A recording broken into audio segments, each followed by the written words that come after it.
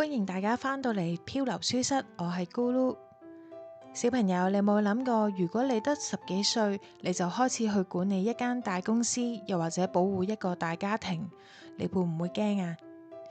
今日我哋要飛到去長江邊，去認識一位超級有型嘅少年英雄，佢叫做孫策。喺歷史入邊，大家都會叫佢做小霸王。點解要叫佢做小霸王呢？因為佢年紀輕輕就好似獅子一樣咁勇敢，佢並冇匿喺爸爸嘅影子底下，而係帶住一班好朋友去開創一個屬於自己嘅新世界。大家準備好同孫策一齊冒險未啊？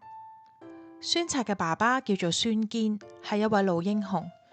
佢爸爸喺戰爭入邊去世，當時孫策仲係好年輕，佢手上邊有一啲士兵。甚至佢要聽人講，過得一啲都唔自由。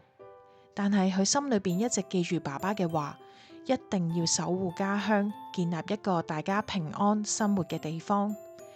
有一日，孫策已經決定唔再等落去，佢帶上之前跟住佢爸爸嘅舊部下，仲有佢一個最好嘅朋友，叫做周瑜。佢哋幾個人坐埋一齊，望住個地圖就話啦：我哋去江南，我哋去建立自己嘅王國。孫策打仗非常叻，佢永遠都衝喺最前邊，就好似一陣風咁。江南嘅人見到呢位年輕嘅將軍，唔單止唔驚，仲好歡迎佢，因為孫策係一個非常有禮貌嘅人。佢規定佢嘅士兵唔可以搶嘢，亦都要保護老百姓。喺短短幾年之間，佢接管咗好多嘅城市。大家見到佢咁神勇，所以就封咗一個綽號俾佢，叫做小霸王，意思就好似古代最強嘅項羽一樣咁犀利。孫策最犀利嘅地方就係佢喺困難嘅時候做出勇敢嘅突破，佢唔怕失敗，亦都唔怕人哋笑佢年輕。佢用行動證明咗，只要你有勇氣，年齡從來都唔係問題。就因為咁，佢為未來嘅東吳王國打下咗最堅固嘅地基。小朋友，今日我哋要學嘅字叫做突破。突破嘅意思就好似原本你唔夠膽踩單車，但係有一日你勇敢跨上去，成功行出第一步。又或者本來你唔夠膽大聲講中文，今日你好勇敢同咕嚕講咗一句中文，就好似孫策一樣。